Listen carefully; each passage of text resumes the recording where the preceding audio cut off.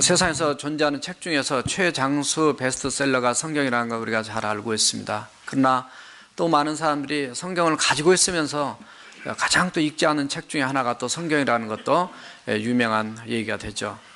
정말 세상 책은 읽어보면 이렇게 한 번 읽을 때 괜찮은 것 같은 쪽 읽다 보면 좀 싱거운 걸 느껴요.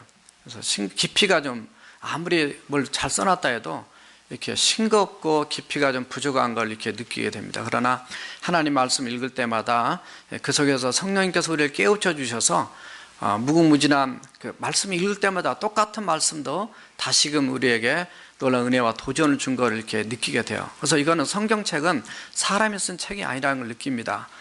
성경책은 하나님의 감동하심으로 기록된, 성령의 감동하심으로 기록된 바로 하나님께서 우리에게 써주신 바로 하나님의 책인 줄로 믿습니다.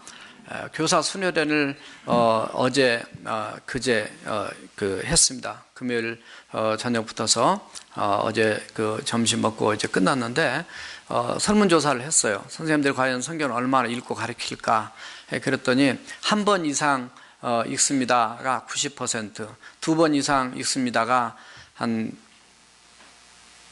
80%, 세 번 이상이 한 70% 일이 나왔어요. 그래서 5번까지 일이 나오고 그 다음에 더 이상 여러 번 읽었습니다 이렇게 되고, 그래서 많은 선생님들이 어떤 성경을 잘 읽으셨어요. 1년 봉사하신 분, 2년에서 3년 봉사하신 분, 또 3년에서 5년, 또 10년 이상 이렇게 봉사하신 분들이 골고루 분포가 되어 있었는데, 우리가 하나님의 말씀을 가르치는 자로서 적어도 성경을 적어도 1년에 한 번 정도는 꼭 읽고 가르쳐야 되고, 또 우리 모든 크리스찬들도 적어도 하나님의 말씀을 적어도 1년에 한 번 정도는 반드시 읽어야 될 줄로 믿습니다. 그 속에서 우리가 신앙이 자라고요, 그 속에서 하나님을 알고 내 자신을 발견하고 이렇게 나갑니다. 그래서 그런 귀한 사역을 감당해 주시는 우리 선생님들, 교사들, 특별히 여러분들이 누가 우리 선생님인지 알아주시고요, 기억해 주시고요, 그분들에게 격려해 주시고 또 감사도 해 주시고, 때로 가끔 밥도 좀 사주시고, 이렇게 물론 잘 하시겠지만 다른 이유로 인해서 하지만 정말 내 자녀의 선생님이라는 차원에서 여러분 얼마나 감사 표시하시면서 땡큐 카드를 보냈을까. 여러분들이 학교 선생님들한테는 땡큐 카드 보내고 작은 선물이라도 또 이렇게 바뀔 때는 이렇게 보낸 걸로 아는데, 그것도 중요하지만 우리 영적인 문제를 책임져 주신 우리 선생님들에 대해서 더 감사하는 마음을 가져야 될 줄로 믿습니다. 신앙생활이 참 풍성하고 은혜롭고 기쁘고 감사하고 승리하고 이런 삶을 살지 못한 때는 많은 이유가 있습니다. 그러나 그 이유 중에 한 가지를 딱 들려면은 그 중에 하나가 오늘 말씀에 대한 얘기이기 때문에 말씀을 많이 읽지 않아요. 세상 것 많이 듣고 보고 많은 거를 이렇게 알고 있는 기본적인 세상적 상식은 많습니다. 그러나 하나님의 말씀을 더 깊게 알고 하나님의 말씀이 정말 내 것이 되고 그 말씀 안에서 하나님과 교통하고요, 하나님 말씀 안에 내가 들을 수 있는 귀가 열리고요, 내 마음에 감동을 받고 회개하고 눈물을 흘리고 하나님 뜻대로 살려고 발버둥치는 그런 삶이 없으니까, 영적인 삶의 풍성함이 내와 하나님 관계 없으니까 내 삶에도 내 마음에도 내 심령에도 기쁨이 없어요. 우리가 얼마나 교만하냐면 하나님의 말씀 듣고 순종할 수 있는 그런 자세가 안 되어 있습니다. 물론 우리 교회는 정말 훌륭한 신앙인들이 참 많이 있어요. 그러나 일반적으로 얘기했을 때 하나님의 말씀하면 뭔가 이렇게 자꾸 도전하고 싶고 반대로 얘기하고 싶고 이런 사람들이 세상에 널렸거든요. 그건 죄성입니다.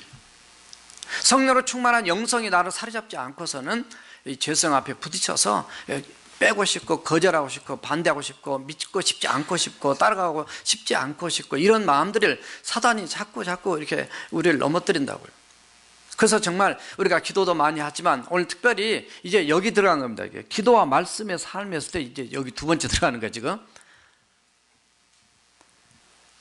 우리의 말씀의 삶이, 이제 기도의 삶이 기본적으로 지난 말씀을 드렸습니다만 이제 말씀의 삶이에요. 말씀의 풍성한 삶. 그래서 어디에 가시든지 간에 하나님의 말씀이 항상 여러분들과 함께 동행을 해야 돼요. 왜냐하면 하나님의 말씀은 하나님이 여러분들이 주신 영의 양식이에요. 다른 걸 잘 먹으면서도 하나님의 말씀을 일주일 내내 지나가도 한 번도 안 읽다, 이거는 영혼이 항상 비실비실 할 수밖에 없어요. 누구 책임 얘기할 거 없어요. 다 자기 탓이에요. 세상 문제는 다 자기 탓이에요. 내 탓. 신앙도 마찬가지. 어렸을 때는 옆에 도와주고 젖먹이고 이렇게 다 해야 되지만 어느 정도 크고 맑게 알아먹으면요 자기가 자기 신앙 관리를 해야 됩니다. 그래서 교사들 세미나 할 때 시작을 했어요. 뭐 다른 건 많이 있지만 자기 관리부터 잘해야 돼요. 시간 관리든 뭐 무슨 관리든 다 좋지만 개인과 하나님과 나와의 관계에서 내 영성 관리. 하나님께서 양들을 맡기실 때 베드로한테 그렇게 물어봤어요. 네가 양을 사랑하느냐? 이렇게 물어보지 않으시고 네가 나를 사랑하느냐? 이게 중요한 포인트입니다. 네가 양을 사랑하면, 내가 어린이를 사랑한다면 내가 어린이들 너에게 맡기겠다 이렇게 물어보신 게 아니에요. 네가 사람의 영혼을 사랑한다면 내가 사람들을 너에게 맡기겠다, 이게 주님의 메시지가 아니에요. 네가 나를 사랑하느냐? 네가 주님을 나를 사랑한다. 하나님, 우리가 하나님을 사랑한다면 그때서야 내가 그러면 내 양을 너에게 맡기겠다. 적어도 저와 여러분들 하나님이라 하면서 정말 내가 주님을 뜨겁게 사랑하는 하나님과 나와의 관계 안에서 그 영성으로 정말 온전히 충만히 갖춰지지 않는다면은 우리가 애들 가르치는 문제도 마찬가지, 모든 일도 마찬가지, 하지 않는만 못하는 좋지 않는 열매를 결과를 알 수 있어요. 그래서 저와 여러분들이 정말 먼저 하나님을 사랑하는 마음을 가지고 주님 앞에 우리가 겸손하게 나아갈 때 내가 먼저 변화되고 내가 달라지면서 놀라운 그 영향력을 끼쳐나가는 그런 저와 여러분들이 되어갈 줄로 믿습니다. 오늘 말씀을 따라가 사는 인생, 그것이 교사들만 얘기하는 거 아닙니다. 목사도 마찬가지고 교회 모든 직분자도 마찬가지고 목자들 마찬가지고 예수 믿은 모든 성도들은 똑같습니다. 영적인 선생님들이야. 세상에 나가면 복음을 전하고 예수 믿는 빛과 소금의 역할을 해야 되고 세상의 리더, 영적인 리더란 말이에요. 그런 리더들은 하나님의 말씀 따라가는 인생이 돼야 돼요. 하나님의 말씀 따라간다는 얘기는 곧 하나님을 따라간다는 얘기예요. 그래서 첫 번째로 따라해봅시다. 불의보다 의로운 길을 선택한다. 오늘 3절에 보니까 그랬어요. 참으로 그들은, 즉 하나님 말씀 따라가는 인생들은 불의를 행하지 아니하고 주의 도를 행한다, 이렇게 되어 있어요.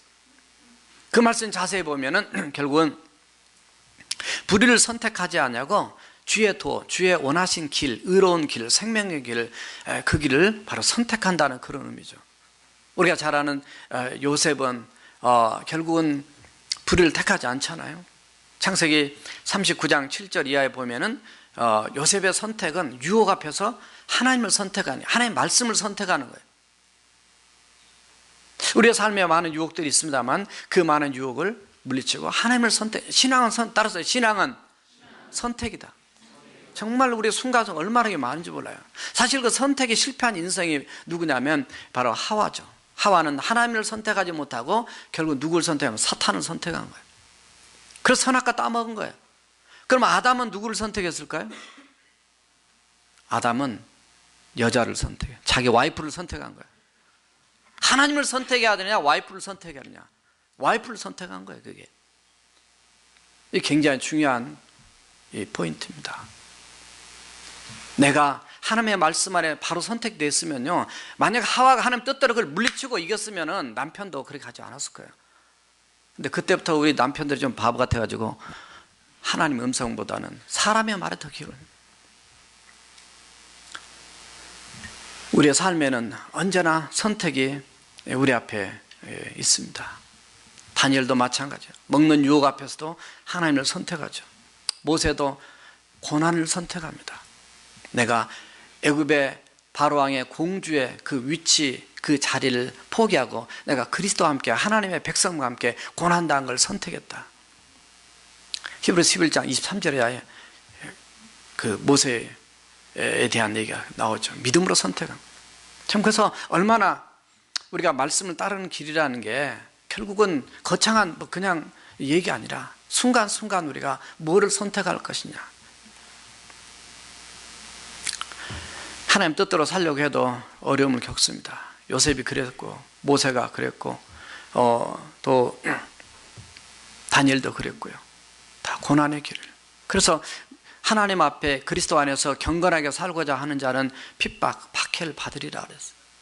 그러니까 박해 받는 것 자체가 하나님 뜻대로 순종을 했기 때문에 받는 거기 때문에 그는 더 영광이죠, 사실. 디모데후서 3장 12절 말씀이죠. 뿐만 아니라 다윗이 선택하는 것들이 많이 나오지만 사무엘상 24장 이하에 보면 7절 이하에 보면은 그가 사울왕을 죽일 수 있는 상황에서 하나님을 선택하죠. 옆에 있는 부하들이 그냥 없애버립시다. 그런데도 그걸 못하게 만든 하나님을 선택하는, 이게 어떻게 보면 굉장히 상처죠. 미운 감정이죠. 왼수죠. 왼수. 장인어른이지만 왼수예요. 집안에 원수가 집안에 있다 그랬는데, 정말 그런 상황에서도 그 감정이 넘어가지 않습니다. 아브라함 창세기 13장 7절 이하에 보면 조카 롯과의 갈등이 있습니다. 싸움이 있습니다. 그때 조카 롯은 양보하면서, 양보도 선택입니다. 양보도 선택. 네가 우하면 좌, 난 좌하고 네가 좌하면 나는 우하리라. 먼저 선택해라. 그는 육신의 눈에 보는 대로 그 소활성적으로 결국 소돔과 고모라성이 되는데, 그걸 선택해서 결국 나가서 결국은 멸망하는 그곳에 가버리죠. 그러나 아브라함은 결국은 다 내려놓고 누구를 선택하느냐, 거기에 표현 나왔지만 하나님을 선택한 거예요. 결국 13장 14절에 보면 하나님께서 롯이 떠난 다음에 돌아와서 동서남북을 보라. 이 모든 땅을 내가 너와 자손에게 주리라. 우리는 때로는 손해본 것 같고, 때로는 억울한 것 같고, 때로는 정말 내가 바보 같은 것 같아도 결국 하나님이 여러분을 인정하시고 여러분들이 하나님을 선택하면 하나님이 여러분들을 지켜줄 줄로 믿습니다. 내가 하나님의 말씀을 따르면은 결국 그 하나님의 말씀이 나를 지켜준다는 사실이에요. 그런데 이 말씀을 어떻게 우리가 그러면 의로운 길로, 이렇게 불의하지 않는 길로 살아갈 수 있을 것인가? 오늘 말씀 보면 몇 군데 말씀이 나옵니다. 하나님의 말씀은 캐논인데요, 원래 정경입니다. 원래 자란 뜻이에요. 카메라에서 이렇게 캐논 카메라가 있는데 원래 눌러 자입니다. 자, 그래서 이 하나님의 말씀이 우리의 삶의 기본적인 기준인데, 바로 그 기준을 가지고 우리가 어떤 순간에 선택을 하기 전에 판단을 해야 돼요. 그래서 오늘 7절에 보면 그런 말씀입니다. 의로운 판단을 배워야 된다. 의로운 판단을 배울 때 내가 감사했다 표현하는데, 의로운 판단, 내가 의로운 판단을 배울 때는 정직한 마음으로 배워야 되고, 그래도 주님께 이거 배운 거 너무 감사했어요. 이게 영적으로 선택하고 분별하고 판단하는 데 가장 기준이 되는 메시지라고 볼 수 있어요. 의로운 판단을 내가 배울 때는 정직한 마음이 있어야 돼요. 그대로 감히하지 않고 그대로 받고, 그리고 감사하는 마음으로 알게 된 거 기뻐하면서 나가야 됩니다. 그래서 이 정직한 판단은 결국 말씀이지만, 결국 그 말씀은 다르게 얘기하면 그건 바로 하나님의 판단을 얘기하는 거예요. 그래서 하나님의 판단 안에서 의로운 판단을 우리가 배우기 위해서는 말씀을 봐야 되죠. 또 6절에 보면 그랬어요. 너희가 주의하지 않으면 부끄러움을 당한다 했어요. 그러니까 우리의 삶을 늘 주의해야 됩니다. 선택하고 판단하고 결정하고 이렇게 나가는데, 우리가 거기에 주의를 기울이지 않으면요, 그냥 한순간에 우리가 넘어지게 돼요. 이것은 그 4절에 보면 주의 말씀을 행하는 것은 곧 여호와의 명령이다. 하나님의 명하셔서 이렇게 하게 하셨던 그 말씀, 주께서 명하사 주의 법도를 잘 지키게 하셨습니다. 하나님의 명령을 따를 때 지켜지는 거기 때문에 결국은 이 기본적인 이 본문의 말씀만 가지고도 얼마든지 우리가 선택하는 데 있어서 기본적인 우리의 마음의 자세를 발견할 수가 있습니다. 야고보서 1장 22절에서는 그랬어요. 너희는 주의 도를 행하는 자가 되고 듣기만 하여 자기 자신을 속이는 자가 되지 말라. 얼마나 우리가 우리 자신을 듣기만 하고 알기는 아는데 행하지 못해서 정말 내 자신을 속이는 인생이 될 때가 너무 많습니다. 고린도전서 14장 20절에 보면 이런 표현이 나옵니다. 악에는 어린아이가 되라, 지혜에는 장성한 사람이 되라. 악에는 어린아이처럼 잘 모르는, 악에는 조금 그냥 무식한 사람이 되고, 하나님의 말씀을 행하고 여호와 하나님을 경외하는 것이 바로 지혜와 지식의 근본이라 그랬는데, 그쪽에는 장성한 어른이 되라는 얘기입니다. 뿐만 아니라 고린도전서 4장 6절에 보니까 형제들아 말씀 밖으로 넘어가지 말라 그랬어요. 말씀 밖으로 넘어가게 되면 교만해진다 그랬어요. 거기에 보니까 바울이 그렇게 말했어요. 교만한 마음을 가지지 말게 하려고 내가 너희들에게 본을 보였고 내가 너희들에게 말씀을 가르쳤지 않느냐. 말씀 밖으로 넘어가지 말라요. 결국 뭐냐, 넘어갈 거냐 말 거냐, 이것도 선택의 문제입니다. 그래서 불의한 것보다 의로운 걸 선택하는 이 영향력을 누가 주느냐? 하나님께서 주시는데, 성령님 역사로 주시는데 그 도구로 쓰신 것이 하나님의 말씀이에요. 우리가 아는 감리교회 창시자 요한 웨슬레가 이 옛날에 이 복음을 전하고 산 넘어가는데 강도를 만났다는 거죠. 그 권총 강도가 돈 내라라 그러는데 뭐 돈이 있어야죠. 보따리에 보니까 성경책밖에 없더라고요. 그래서 돌아가는데 불러서 당신에게 이걸 선물 주겠다 그래서 성경책을 줬다는 거 아니에요. 성경을 주고 이분이 이제 그 참 영성이 뛰어나시고 참 귀한 사역으로 하나님께 쓰임받는 그 목사님을 우리는 잘 아는데요. 그분이 한 10년쯤 지나서 어느 교회에서 복음을 전하는데 끝나고 나서 어떤 중년 신사 한 분이 걸어 나오더라는 거죠. 목사님, 제가 바로 10년 전에 목사님으로부터 바로 성경책을 선물로 받았던 그 바로 도둑입니다. 내가 그 성경을 보고서 내가 죄인인 걸 발견하게 되고 내가 새 사람이 되었습니다. 하나님 말씀은 꼭 그런 사람만 바꾸는 게 아니라 결국은 바뀌어져야 될 인생이 바로 저와 여러분들이로 믿습니다. 우리는 수없이 성경을 보지만 이게 너무나 그냥 매너리즘에 빠져서 그냥 그게 그거고 이렇게 별로 느낌을 못 받을 수 있습니다. 오히려 어떤 면에서 새신자들이 처음 성경을 보고 읽은 사람들이 성경의 성령의 순수한 그 어떤 그 상태나 마음 때문에 도리어 주님을 더 빨리 만날 수도 있어요. 물론 이 자리에 계신 여러분들이 다 말씀을 통해서 주님을 만나셨겠고, 물론 지금도 여러분들이 말씀 안에 다 깊게 들어가신 여러분들은 말씀 읽을 때마다 그런 하나님의 감동하심, 역사하심을 지금도 체험하게 되는 줄로 믿습니다. 그래서 정말 우리 어린아이들이 나이가 먹어서 얼마나 이렇게 타락하고 얼마나 영악해지고 얼마나 이렇게 애들이 왜 저렇게 애들이 망가질까 이런 걱정을 하잖아요. 자식을 여러분이 다 키워보시고 또 세상에 돌아가는 거 이렇게 보면 그 안타까움이 있잖아요. 그래서 어렸을 때 하나님의 말씀을 심어주어서 잘 분별하고 판단할 수 있도록 해야 돼요. 그래서 시편 119편 9절에서 청년이 무엇으로 그 행실을 깨끗하게 하리까? 오직 주의 말씀만 지킬 따름이다 이렇게 말해요. 내가 주께 범죄하지 아니하려여 주의 말씀을 내 마음에 두었나이다. 11절엔 또 그렇게 말하죠.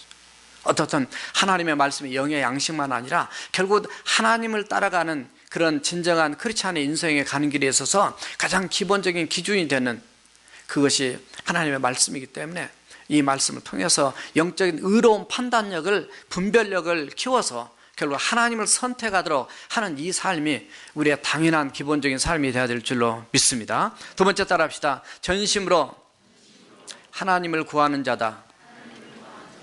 물론 하나님을 구하는 것이 기도로도 구할 수 있습니다. 그러나 오늘 말씀을 자세히 묵상을 해보면 또 다른 분위기가 나옵니다. 2절에 보면 여호와의 증거들을 지키고 전심으로 여호와를 구하는 자는 복이 있습니다. 하나님의 말씀을 지키면서 삶 속에서 그 하나님의 말씀을 그대로 지키고 순종하면서 하나님 나를 붙잡아 주세요, 도와주세요 뿐만 아니라 제 삶 속에서 하나님의 말씀을 지킬 수 있도록 하나님 나에게 도움을 주십시오라고 간절히 간구하는 기도가 이미 5절에 들어가 있어요. 내 길을 굳게 정하사 주의 율례를 지키게 하소서. 하나님의 말씀, 내가 정말 흔들리거나 좌로나 우로나 치우치지 않고 스테디하게 정말 하나님 나가면서 정말 하나님이 기뻐하는 의로운 길로 걸어갈 수 있도록 저를 지켜달라고 하는 그 하나님의 도우심을 전적으로 구하는 그런 마음이 들어있습니다. 내가 구하는 기도의 응답만이 아니라 하나님의 말씀으로 그렇게 살 수 있도록 전적으로 하나님을 구하는, 말씀에 순종하기 위해서 하나님을 구하는 그런 삶이 예수님을 따르고 말씀을 따르는 바로 크리스찬들의 삶이 되어야 될 줄로 믿습니다. 오늘 말씀 2절에 그게, 물론 기도로 구하는 거 우리가 너무 잘합니다. 에레미야 29장 12절과 13절을 보니까 너희가 내게 부르짖으며 내게 와서 기도하면 내가 너희의 기도를 들을 것이요 너희가 온 마음으로, 이게 전심입니다. 온 마음으로 나를 구하면 나를 찾을 것이요 나를 만나리라. 기도를 통해 주님 만날 수 있습니다. 그러나 따라서 하세요. 하나님의 말씀을 통해서도 주님을 만날 수 있다. 주님을 만날 수 있어요. 이렇게 시편 119편이 가장 성경에 긴 말씀을 알지만 176절까지 있어요. 각 매 구절마다 말씀에 대한 것이 한 것도 다르게 표현됐지만 빠지지 않고 계속 나옵니다.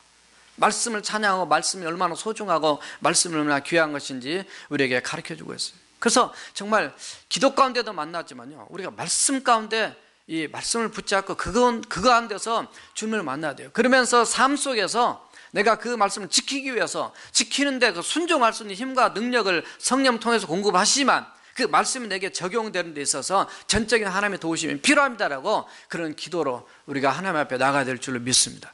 여러분이 과연 새해 소원 기도 다 적어내주고 또 기도하셨지만요, 정말 말씀 안에서 내가 생활 속에서 이렇게 순종하기 위해서 전심으로 전적으로 하나님을 구하면서 여러분이 얼마나 살았을까? 말씀을 우리가 많이 듣습니다. 읽습니다. 또 공부도 합니다. 암송도 하고 묵상도 하죠. 그래서 그렇게 많이 얘기합니다. 성경 공부할 때 그렇게 많이 가르칩니다. 하나님의 말씀을 읽는 것을 여기다 듣는 것을 여기다 갖다 놓습니다. 듣는 건 새끼손가락에 갖다 놨어요. 듣는 거, 그 다음에 읽는 겁니다. 그 다음에 연구하는 거, 그 다음에 암송하는 거, 그리고 이거는 묵상을 얘기합니다. 신학교 들어가도 이런 걸 다시 배워요. 읽는 것은, 그러니까 듣는 것은 24시간이 지나면 5%밖에 안 남으면 돼요. 그래서 지난주 설교 제목이 뭐죠? 물어보면 아는 사람이 있고 대부분 다 별 생각 없이 살아요. 그래서 하나님의 말씀을 듣고 생활 속에 적용하지 않으면 사실 아무 의미가 없습니다. 지식만 남고 아무 의미가 없어요. 그래서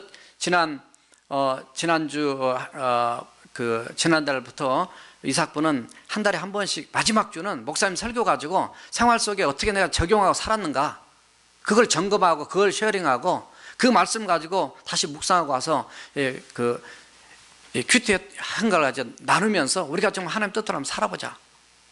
성격 공부 마냥 뭐하냐고. 삶에 적용되지 않으면 그 말씀이 능력으로 우리에게 나타나지 않아요.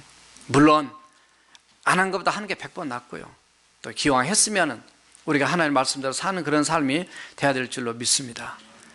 듣는 거요 5%밖에 안 남으면 됩니다. 읽는 거요 하루 지나면 15%밖에 안 남는데요. 연구한 거요 많이 남을 것 같은데 35%밖에 안 된대요. 암송하는 거 어떤 책은 100% 얘기하지만요, 암송도 저도 많이 암송 해봤어요. 그런데도 자꾸 잊어버리더라고요. 암송 90%까지 해놨어요. 90%. 묵상은 말씀을 씹는 거예요. 이 말씀 다시 되새김질하는, 또 다시 그 말씀을 가지고 계속 하나님이 내게 무슨 말씀 하시는가. 그렇게 나갈 때 이거는 묵상까지 나가면 그 100%다. 그래서 우리가 성경을 잡을 때요, 이 엄지손가락이 없으면 성경을 잡을 수 없다고 얘기하죠. 이거 빠져버리면 잡을 수가 없어요. 들을 수는, 이렇게 할 수는 있는데. 그래서 암송이 이거 하나가 그만큼 그 중요한 역할을 한다. 어떤 집에 신방 갔는데 우리 교회 집사님 중 한 분이 그래요. 목사님, 우리 애가요 사춘기가 들어서는데 내가 어떻게 해야 될지 모르겠어서요, 참 그런 감동을 주셨다. 기도하다가.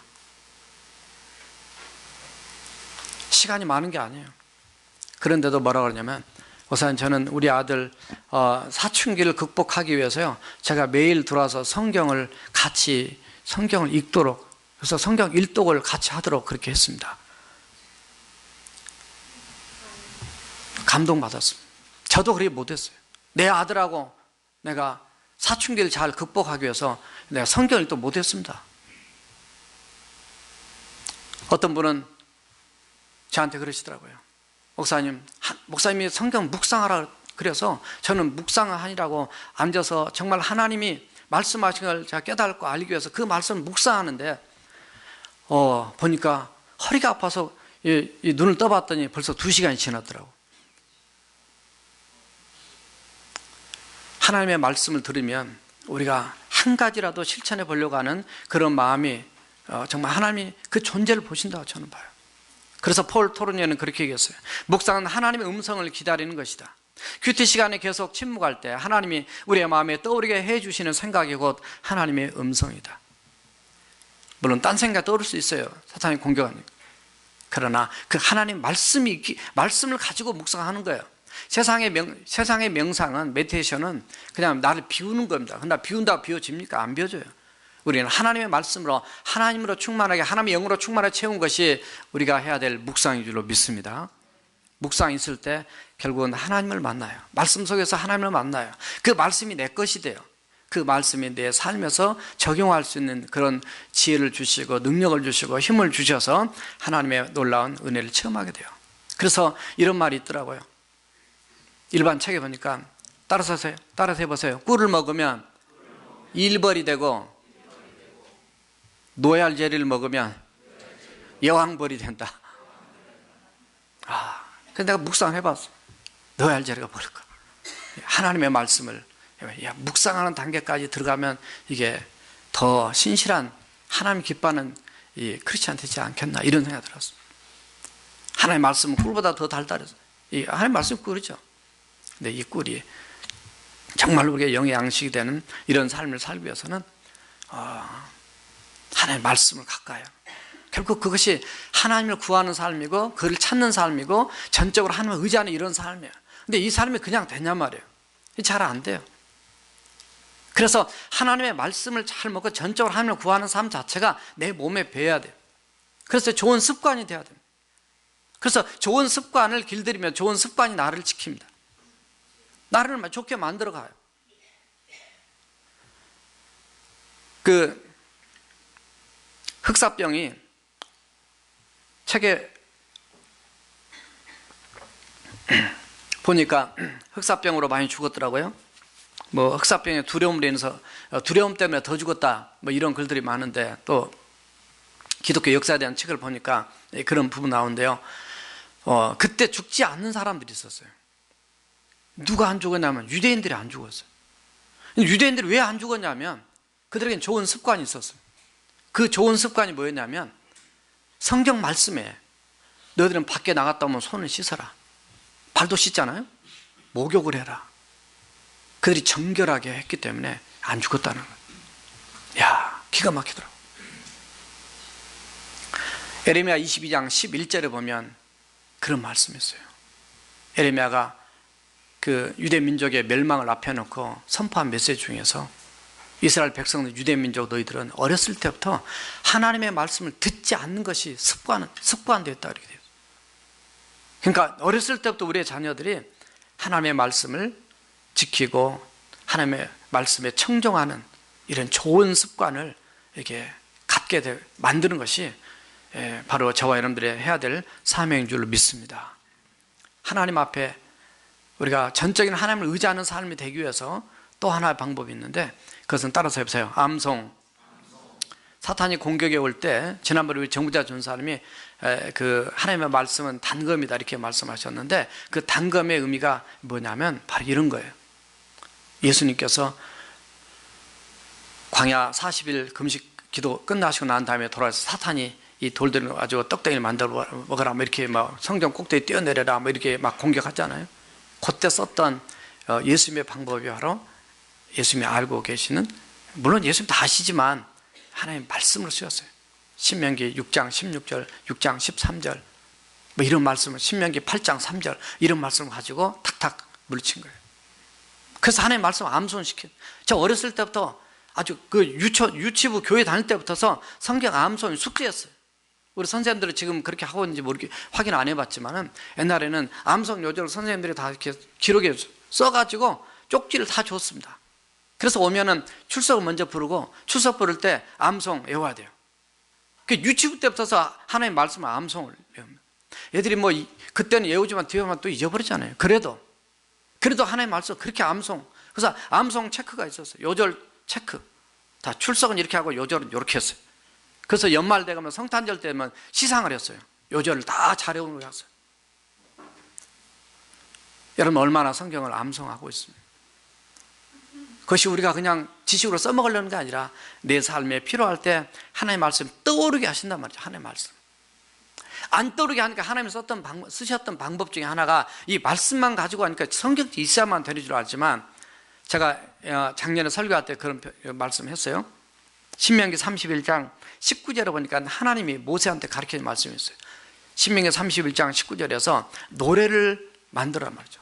노래를 써서 이스라엘 자손들에게 가르쳐 그들의 입으로 부르게 하여 이 노래로 나를 위하여 이스라엘 자손들에게 증거가 되게 하라. 그들이 잘못 갔을 때도 말씀, 우리가 이 찬송을 하나님께 말씀을 통해서 가르쳐 줬는데 깨닫고 돌아오도록 하기 위해서 우리가 부르는 찬송 말이죠. 다 말씀과 근거해서 앞에 부른 거 아니에요. 저 말씀을 부르면 꽃은 시들고 풀은 마르고 그래도 하나님의 말씀 영원하다. 베드로전서 1장 23절 말씀 다 말씀 가지고. 왜냐하면 이 말로만 해가지고는 우리가 놓치니까. 이미 하나님께서 신명기에서 이 모세를 통해서 이미 선포된 말씀. 결국 뭐예요?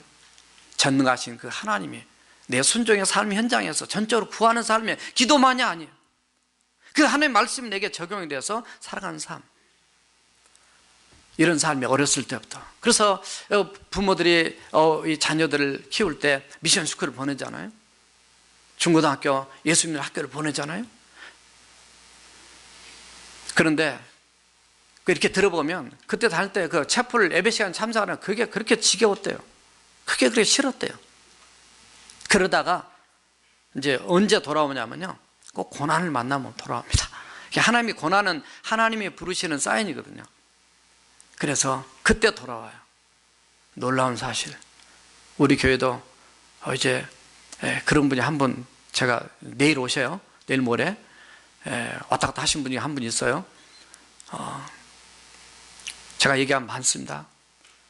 제가 꼭 물어보면 어렸을 때 꼭 교회 한 번도 안 나가보셨습니까? 새신자 식사할 때 꼭 물어봅니다. 제가 성탄절 때 한 번 딱 나갔는데요, 부활절 때 한 번 나갔는데요, 계란밖에 나갔는데요. 그런데 그분들이 그 기억 가지고도 어려울 때 하나님을 찾게 됩니다. 놀라지 마세요. 미션 스쿨 출신들이요, 죽을 때까지 약 80% 이상이 돌아온다는 거예요. 교회학교 교육이 중요한 거예요. 어린이들의 조기 교육이 중요한 거예요. 마땅히 행할 길을 아이에게 가르치라. 그러면 늙어서도 그것을 떠나지 아니하리라.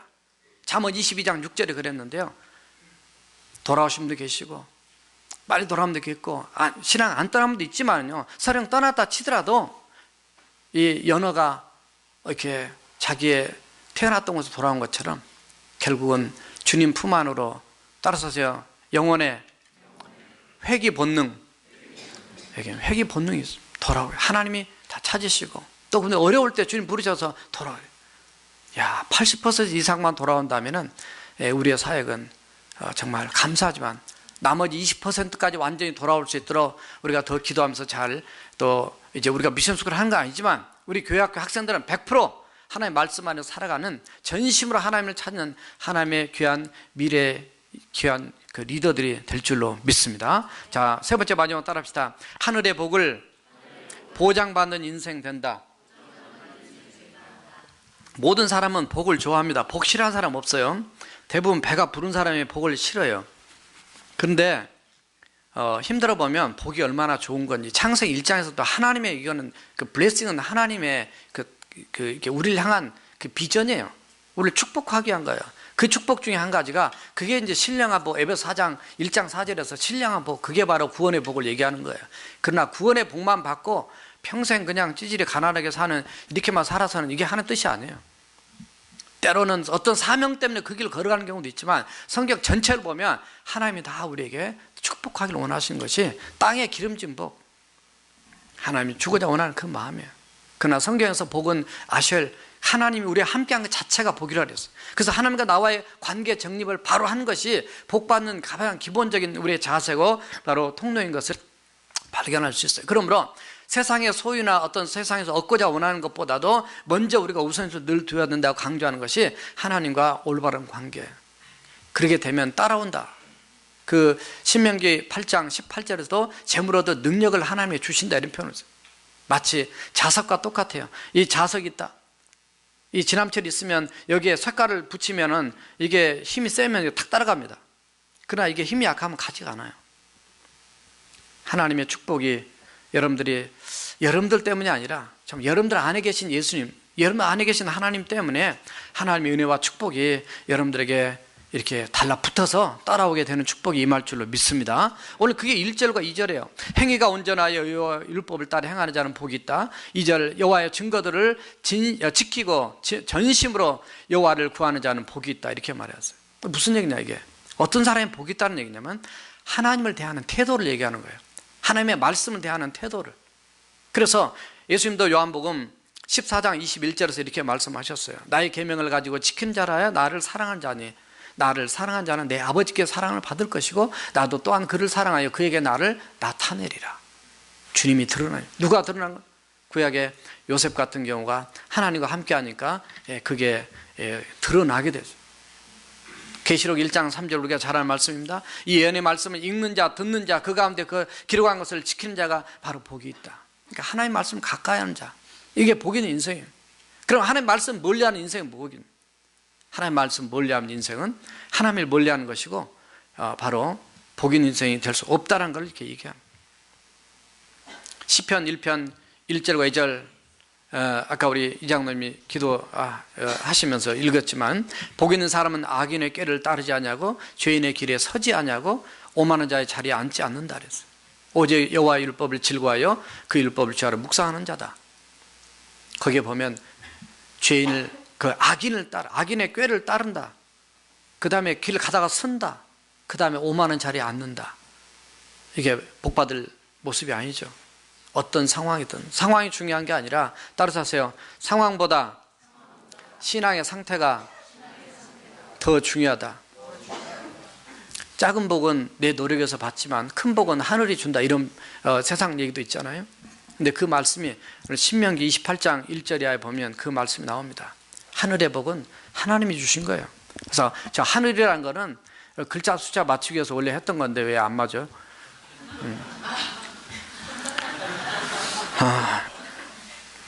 신명기 28장 12절과 14절을 보면 여호와께서 너희를 위하여 하늘에 아름다운 보고를 여르사 내 땅에 때를 따라 비를 내리시고 내 손으로 하는 모든 일에 복을 주시리니 내가 많은 민족에 구워줄지라도 너는 꾸이지 아니할 것이며 여호와께서 너를 머리가 되게 하고 꼬리가 되지 않게 하시며 위에만 있고 아래에 있지 않게 하시리니 오직 너는 내가 오늘 내게 명령하는 내 하나님의 명령을 듣고 지켜 행하며 내가 오늘 너희에게 명령한 이 말씀을 떠나 좌로나 우로나 치우치지 않냐고 다른 신을 따라 섬기지 아니하면 이와 같으리라.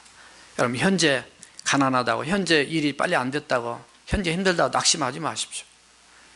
하늘의 복을 저와 여러분들은 보장받은 인생인 줄로 믿습니다.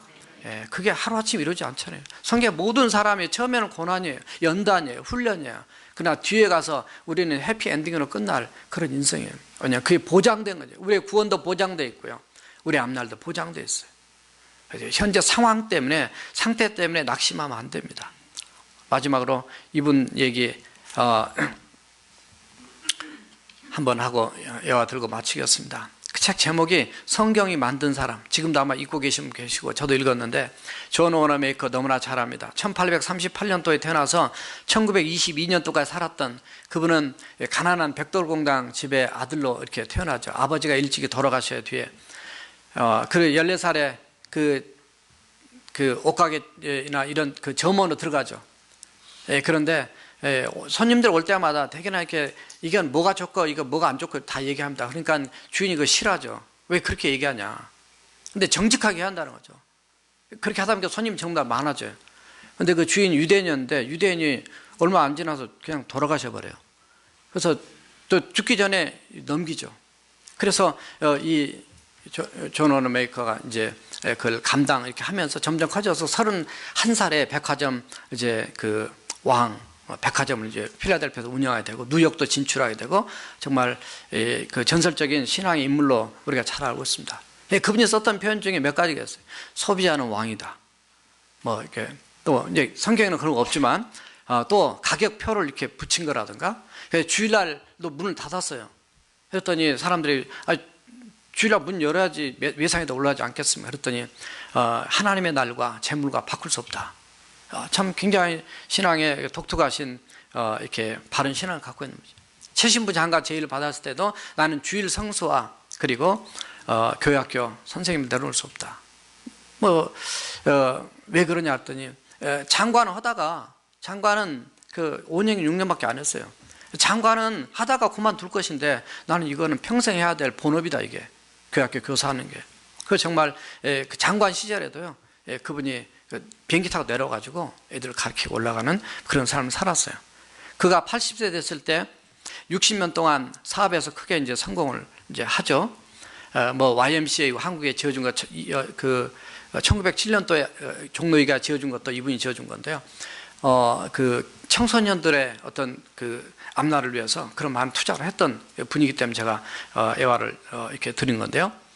사람들이 물어봤습니다. 인생에서 이런 많은 투자를 했는데 가장 성공적인 투자가 뭐였습니까? 얘기할 때 그는 그렇게 해서 내가 10살 때 최고 투자를 한 것이 있습니다. 그건 뭐냐면 제가 2.75불을 투자를 했어요. 뭘 했냐? 성경을 샀어요. 그때 성경책이 비쌌습니다.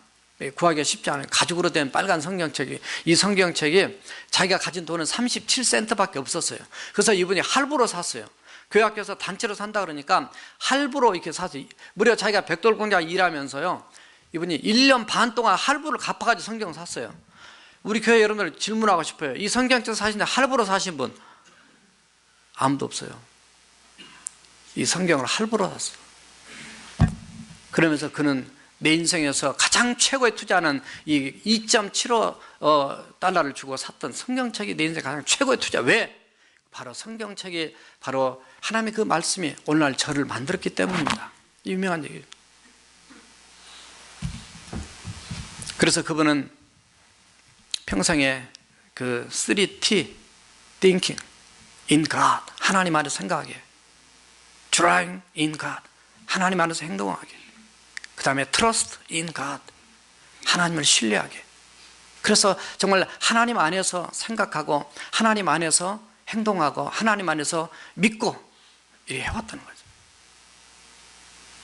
어떻든 오늘 말씀을 통해서 저와 여러분들이 말씀을 따른 인생은 저와 여러분들만 아니라 선생님들만이 아니라 우리 어린 자녀들도, 또 우리의 교회도, 또 저와 여러분들 모두가 다 이렇게 나갈 때 하나님의 놀라운 축복이 보장된 그런 길을 걸어가야 될 줄로 믿습니다. 우리 함께 통성으로 기도하시겠습니다. 불의보다 의로운 길을 선택할 줄 아는 그런 과감한 결단과 용기가 우리에게 필요합니다. 전심으로 하나님을 구하는 삶이 기도만이 아니라 말씀으로 순종하기 위해서 그 하나님을 찾고 하나님을 구하고 하나님을 따르는 그런 삶 뿐만 아니라, 이런 인생은 바로 하나님께서 하늘문을 여시고 여러분을 축복해 주신다는 그 약속이 있습니다. 보장된 인생입니다. 낙심하지 마십시오.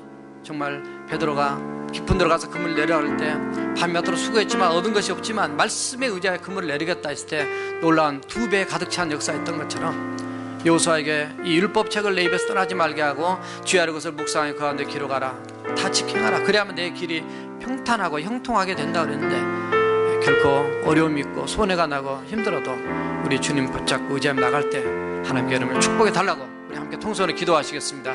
살아계신 여호와 우리 하나님 아버지, 우리 주여, 주께서 오늘 또 세상의 말을 따르고 내 생각을 따르고 내 주관을 따르는 우리의 사람들이 많지만, 그러나 우리는 예수 믿고 구원받아 하나님의 자녀로서 하나님의 말씀을 따르는 인생이 되게 하시고, 선생님들만이 아니라 우리 어린 자녀들만이 아니라 유수들만이 아니라 우리 청년들만이 아니라 우리 장년들도 우리 노년들도 모두가 다 살아계신 여호와 하나님 우리 주님을 바라보며 의지하면서 믿음으로 달려가는, 그래서 바른 선택, 정말 하나님의 기뻐하는 선택, 그리고 하나님을 전심으로 구하고 전심으로 믿고 전심으로 따르며, 그래서 이 땅의 기름진 것만이 아니라 하늘의 풍성한 하나님이 부어주신 놀라운 축복을 받고 하나님께 영광 돌리는 그런 보장된 인생길을 걸어가는 우리 모두가 되도록 축복하여 주시옵소서. 하나님 말씀을 따름으로 바른 선택, 전심으로 하나님을 또 구하고 또 하나님이 주신 축복을 누리며 보장받은 인생으로 영광들을 살아가는 우리 모두가 되도록, 특별히 우리 교사들과 우리 어린 생명들, 유스들 다 축복하여 주시옵소서. 살아계신 예수님의 이름으로 기도하옵나이다. 아멘. 교사 헌신 찬양.